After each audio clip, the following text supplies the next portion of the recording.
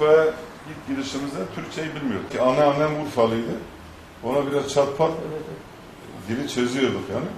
Fakat şimdi hayat daha kolay olmuş. Her şey azimle mücadele ediyor.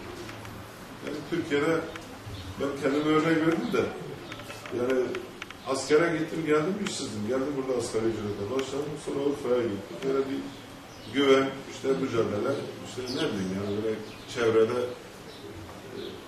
buralara, mevcut şeylere dikkat ettiğiniz zaman insanlar tarafından seçici oluyorsun. Yani. Zaten seçici olmasan bir yere aday olamazsın, kazanmazsın. 4, ikinci de 36, bu seçimde %49.40 oy var. Ben bundan en çok gençlerin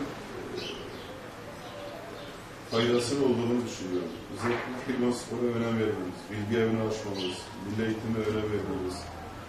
Belki kızlarımızın, bu gençlerin çoğu Hilvan'dan mezun olduğunu değil mi yani? Evet. Yani biz okullara gereken önemi veriyoruz.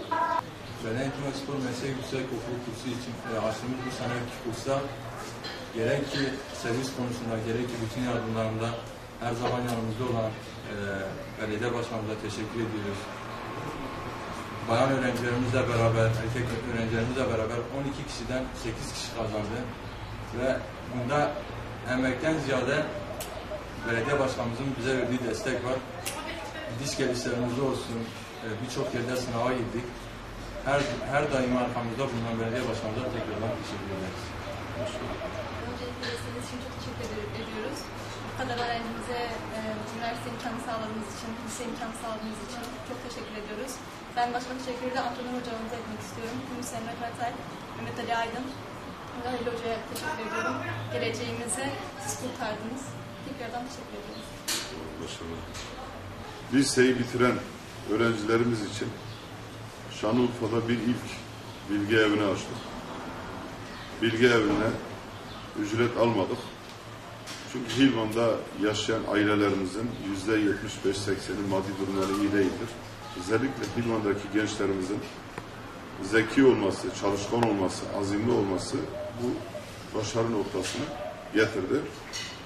Ve bu çabalarımızın, çalışmalarımızın sonucunda bugün sağ olsunlar, başta eğitim görevleri Halil Hoca zaten sağ olsun her konuda hem sporda hem eğitimde her yerde yönetici arkadaşlarımız bu okulları kazanan gençlerimizle beraber beni ziyarete geldiler.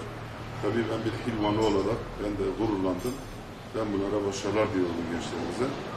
İnşallah diğer gençlerimiz de bu gençlerimize örnek alıp her şeyin aşılabileceğini, her yere gidilebileceğini bu öğrenci kardeşlerimizin bunları örnek almaları lazım. Başarılar diliyorum gençlerimize.